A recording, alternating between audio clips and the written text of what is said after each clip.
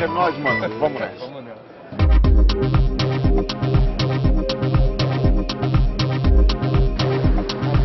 No programa anterior, você acompanhou nossa chegada a São Paulo para uma experiência inédita e a minha transformação em cobaia para medir os efeitos da poluição sobre o corpo humano. Estou pronto.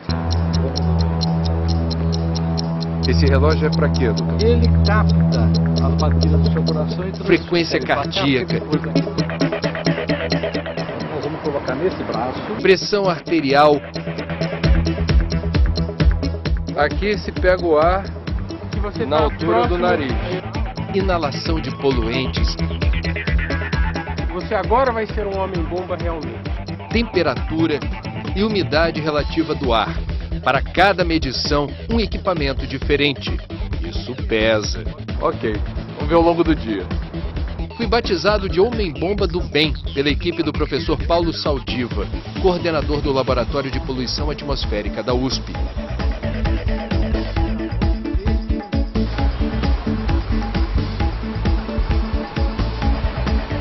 Nós tínhamos obtido uma medida de 3 partes por milhão, agora está 6 Dobrou em 20 minutos em São Paulo. minutos em São Paulo. Na primeira parte dessa experiência, registramos importantes mudanças no metabolismo por fatores ambientais nocivos à saúde durante uma simples caminhada.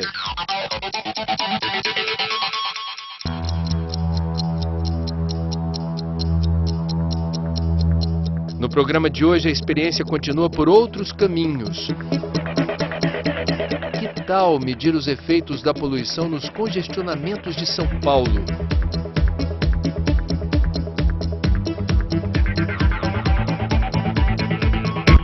Será que dentro do carro, com vidros fechados e ar-condicionado ligado, estaremos mais protegidos? Professor, a gente entrou na van, o motorista ligou o ar-condicionado e o senhor avaliou o que em relação à qualidade do ar? Que a concentração de material particulado subiu de 110 para 130, o que evidencia que provavelmente esse filtro está precisando de uma urgente manutenção. Daí a importância de não descuidar da limpeza do filtro, porque no caso aqui estava mais poluído dentro do carro do que fora. Exatamente, estava a concentração interna acumulada de sujeira no ar-condicionado conseguiu superar o ambiente externo.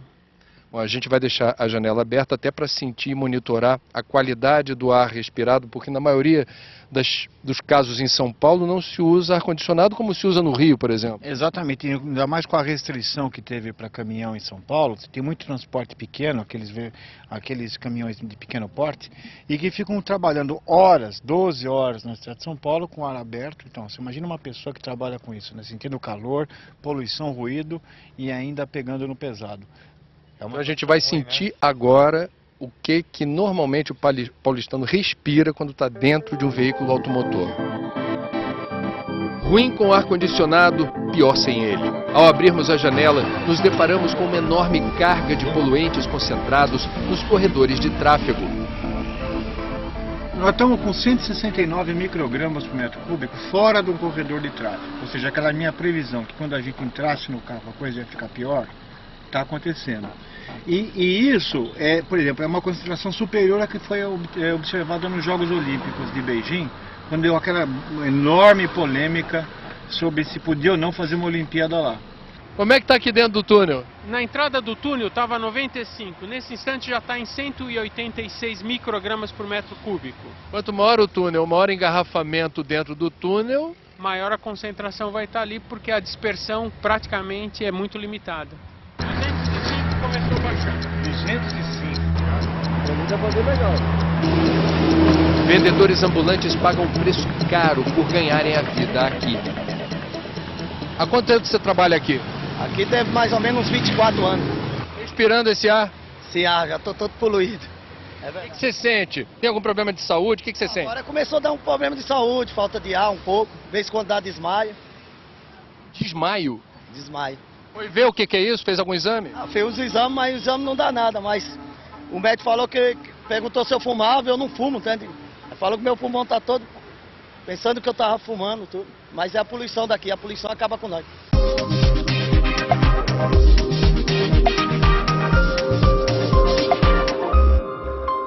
Bom, nós levamos pouco mais de 1 hora para sair do aeroporto de Congonhas, na zona sul de São Paulo, até aqui ao Tatuapé, na zona leste. Nesse percurso, houve várias mudanças no aparelho que registrou a qualidade do ar. Qual foi o pico? Chegou a 811 microgramas por metro cúbico, ou seja, uma quantidade assim absurda de material particulado inalável. Se a pessoa respirar 1 hora naquilo, basicamente não poderia respirar mais nada para não acumular mais material para ficar dentro da recomendação da Organização Mundial da Saúde. E aí, quando o aparelhinho acusou 800, você no carro falou episódio de Londres, episódio Londres. O que isso significa? Em Londres aconteceu em 1952, em dezembro, um período de baixa dispersão de poluentes que foi responsável por um excesso de mortalidade de 14 mil pessoas. E esse artigo, que foi publicado numa revista chamada Lancet, que é uma revista médica muito tradicional, motivou a criação dos padrões de qualidade do ar, ou seja, de você dizer, olha, como a gente não consegue controlar a dispersão, nós temos que diminuir a emissão. Que foi o que a gente não fez em São Paulo. Nós andamos a menos de 12 km por hora, o que quer dizer que os bandeirantes no século XVIII andavam mais depressa com mula do que hoje. Quer dizer, nós transformamos uma cidade numa piscina quando chove, num deserto quando não chove, temos poluição, ruído e não ganhamos mobilidade. E isso mudou o clima da cidade. Esse desconforto que a gente sente é porque aqui no centro da cidade está de 7 a 6 graus mais quente do que na periferia. Isso é uma coisa que mostra que a cidade mudou totalmente o seu clima por causa desse modelo de mobilidade que a gente utilizou. Isso que o senhor está falando chama-se ilha de calor. Isso é uma ilha de calor. E isso mudou. São Paulo não garoa mais. Quer dizer, eu até estava falando para você, o conjunto Demônios da Garoa hoje não teria chance. Teria que ser um conjunto heavy metal, progressivo, que seria os demônios da enxurrada, os demônios da inundação. E é isso que aconteceu. Nós estamos mudando o nosso clima para pior. Que sai agora às 11 horas, só amanhã de manhã. Trem das 11 é do tempo que São Paulo não tinha metrô. Hoje, esse é o principal meio de transporte de aproximadamente 2 milhões de paulistanos. E nós vamos medir os impactos ambientais sofridos por quem circula debaixo da superfície. O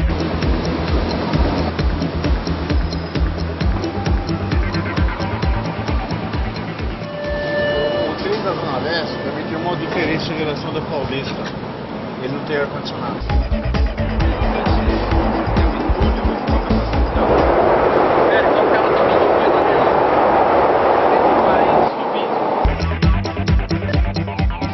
Doutor Saldiva, para entender então qual foi a experiência que passamos dentro do metrô, do ponto de vista das condições ambientais, é melhor ou pior?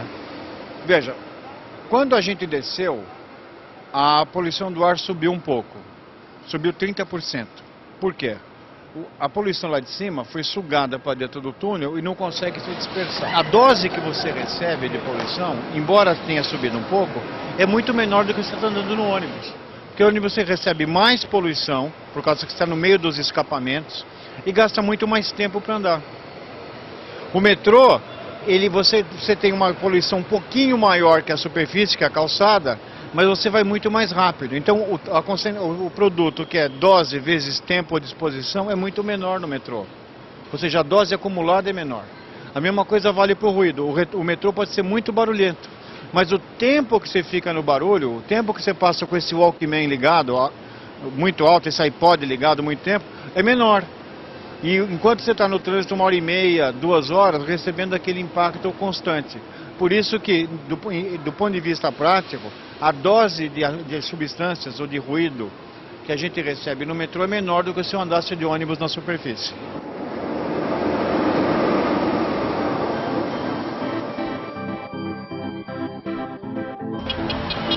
Nosso destino agora é a área central de São Paulo, num ponto onde é grande a circulação de motoqueiros.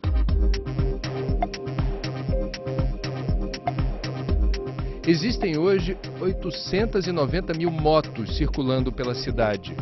Só de motoboys são 200 mil. Sobre 2 rodas, a exposição à poeira, fuligem e fumaça é muito maior. Dá licença, boa tarde. Estamos fazendo uma blitz do bem aqui, fazendo monitoramento da pele de vocês. A gente trouxe um lencinho umedecido para ver a quantidade de fuligem, de poeira que vocês, no trabalho de vocês todo dia enfrentam. Podemos fazer esse teste? Vamos lá. Olha o lencinho aqui. Poderia passar. No rosto todo. Passa bem. Passa bem assim, nosso. No rosto todo. Nariz, tudo. Como é que é a limpeza da tua pele? Costuma estar suja? Não. É que eu não moro aqui, eu moro lá na Praia Grande. E lá na Praia Grande a poluição é menos, né? Aí quando eu venho aqui pra São Paulo assim, ela fica muito mais suja do que lá. A limpeza ainda é de graça, olha aí. Como é que tá isso aí? Meio preto. Tá preto, ó. Cadê? Isso aqui é cheio de fuligem, né? Você sabia que a tua testa tem centímetros quadrados, mas o teu pulmão tem 100 metros quadrados. Significa que uma parte disso está entrando pro seu pulmão. Você não fica um pouco preocupado com isso? Ficar a gente fica, né? Mas fazer o quê? A consequência da profissão, né? Eu percebo que nem nesse dia de calor hoje, até para você respirar você se sente mais cansado também, porque a poluição parece que ela, né? Não chove, nada, acho que aglomera muito, você se sente mais cansado também. Afeta os olhos, no final do dia o olho tá tudo lacrimejando, ruim mesmo. Respiração fica ruim, rinite, tudo bronquite, pega bastante, afeta bastante a poluição.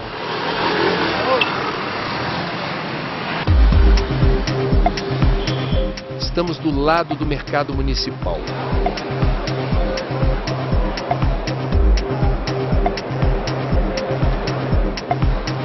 Seguindo nossa programação, é hora do lanche. Toda cobaia tem direito a uma alimentação decente. Aqui no mercado municipal, né, professor, a gente não fez as escolhas mais saudáveis de alimentação, embora bastante saborosas. Eu vou aproveitar, deixa para perguntar para o senhor o seguinte. Mostramos até aqui vários fatores ambientais nocivos à saúde na maior cidade do Brasil.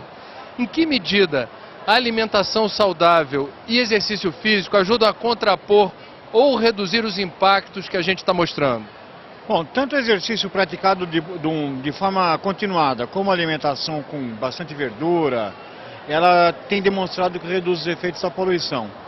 E o que também acontece é o inverso, né? Quando você tem uma cidade imóvel, você não vai para casa mais comer. E você fica também parado, sedentário, sem se movimentar. Então você come mal e se exercita menos. Então é como se esse modo de nos movermos na cidade nos tirasse os antídotos que a gente podia lançar a mão da nossa própria iniciativa para contrabalançar esse risco que a gente tem numa cidade grande. Professor, podendo me levar, enquanto cobaia, para comer num restaurante natural, o senhor nos traz aqui para encarar mortadela com queijo prato, pastel de bacalhau, tudo delícia.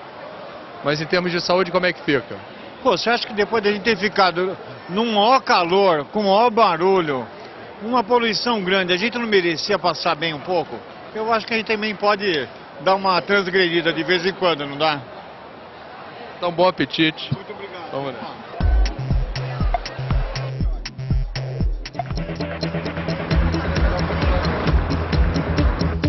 Do mercado municipal, seguimos para o Parque do Ibirapuera, onde faremos as medições finais. O mais importante refúgio do paulistano, uma ilha verde no coração de São Paulo, o Parque do Ibirapuera, deveria ser sempre alívio, motivo de prazer para quem mora na cidade. Mas não é sempre assim. Até aqui há problemas? Infelizmente sim, né? Principalmente entre 10 da manhã até as 4 da tarde. Esses gases que os carros emitem, o vento os empurra para dentro do parque e sob a ação da luz solar gera-se ozônio. Então isso ou seja, as pessoas que aqui se exercitam, vêm procurar lazer, elas não deveriam fazer exercício nesse período de muito sol. Porque o ozônio, ele é um poluente que não é emitido diretamente pelos veículos, mas a partir desses gases, onde não tem outra coisa para ele reagir, ele começa a se acumular. Qual o problema de quem corre, anda de bicicleta, se exercita no Ibirapuera? Não, ele está melhor do que se ele corresse no meio do trânsito, mas já que ele está correndo, se ele puder escolher o horário, sai da hora entre 10 e 4 da tarde, porque depois, quando desce a luminosidade, para de formar ozônio e aí você tem um benefício máximo sem ter os prejuízos de respirar uma atmosfera mais poluída. Dá para saber qual é a concentração de ozônio agora no Ibirapuera? Dá, a gente acabou de entrar em contato pela internet e conseguimos 165 microgramas por metro cúbico, quando o padrão da Organização Mundial de Saúde é 100. Ou seja, nós estamos quase 70% a mais do padrão, digamos, adequado.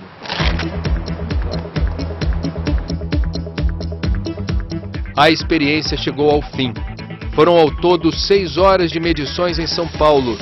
A equipe multidisciplinar da USP e do Instituto Saúde e Sustentabilidade levou 4 dias para tabular todos os dados registrados nos equipamentos e produzir o relatório final. Os resultados são impressionantes. Segundo a Organização Mundial da Saúde, a quantidade máxima de material particulado, como poeira ou fuligem, que um ser humano poderia inalar sem prejuízos à saúde, é de 25 microgramas por metro cúbico a cada dia. Durante todo o trajeto, os níveis registrados pela equipe do Dr. Paulo Saldiva foram muito superiores. O pico da concentração de material particulado foi na Avenida Salim Farah Maluf, no trajeto entre o aeroporto e a estação de metrô Tatuapé, onde os equipamentos registraram 811 microgramas por metro cúbico, um índice 30 vezes superior ao limite recomendado pela OMS.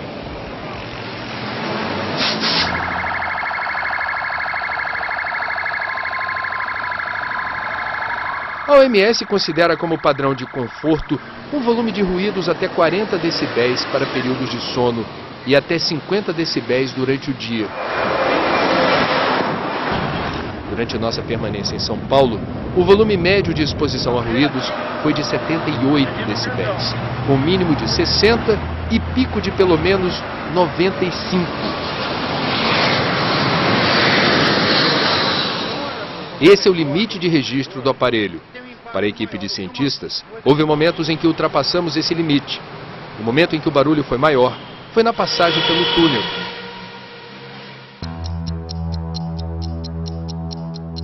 A temperatura ambiente variou bastante durante a experiência, exatamente 8 graus Celsius, entre 27,2 graus e 35,4. As ilhas de calor em São Paulo podem agravar a mudança de temperatura durante os deslocamentos.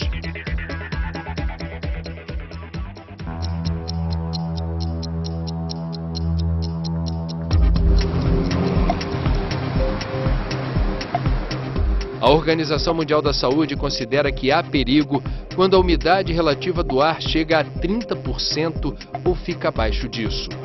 Em São Paulo, isso costuma acontecer nos meses de inverno, quando se declara estado de atenção. Ela tem na primeira parte. Fizemos a experiência num dia quente de outono. Nós estamos primeiro com a umidade. Na média, a umidade relativa do ar ficou abaixo de 40%. Índice considerado preocupante pela equipe de cientistas pela combinação com temperatura alta, em torno de 35 graus, e a exposição a cargas elevadas de poluentes.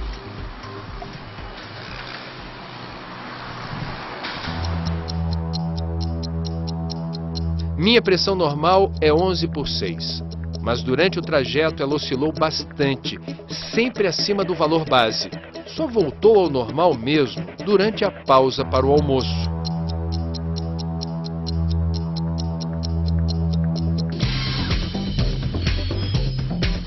Os cientistas monitoraram a capacidade do meu coração regular a frequência dos batimentos.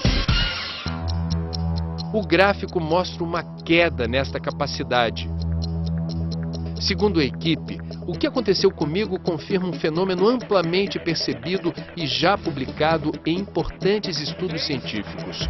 A exposição à poluição prejudica o funcionamento do coração. Em grupos mais vulneráveis, como idosos e pessoas com problemas cardíacos, a redução dessa capacidade de regulação pode levar a arritmia e infarto.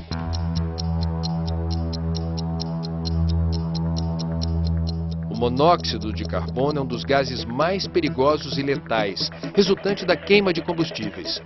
No caso de São Paulo, a principal fonte de monóxido de carbono são os veículos automotores. Enquanto estive na capital paulista, a quantidade desse gás inalada por mim dobrou em apenas 20 minutos.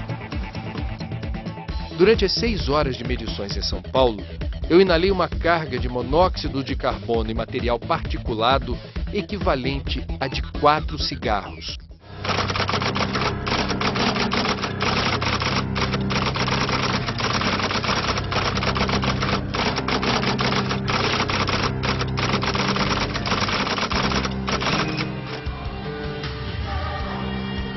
Neste vídeo produzido pelo Instituto Saúde e Sustentabilidade, compara-se São Paulo a um paciente que inspira cuidados.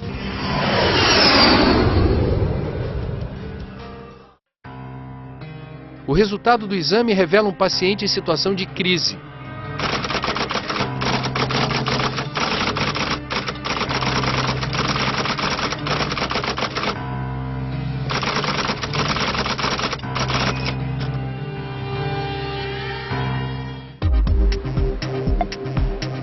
O Instituto acaba de lançar um livro em que o grande desafio é transformar ciência em ação. De que maneira o conhecimento pode transformar uma realidade ambientalmente hostil? As soluções sugeridas para São Paulo podem servir de exemplo para outras cidades do país. O custo da poluição da cidade de São Paulo hoje, computando-se tanto os gastos diretos em saúde como a perda de produtividade pela redução da expectativa de vida, chega a 1 bilhão e 800 milhões de dólares ano.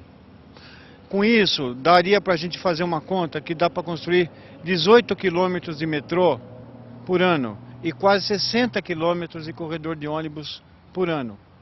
Em outras palavras, a gente está, de alguma forma, subsidiando com a nossa saúde uma estratégia equivocada de mobilidade, de pensar a cidade.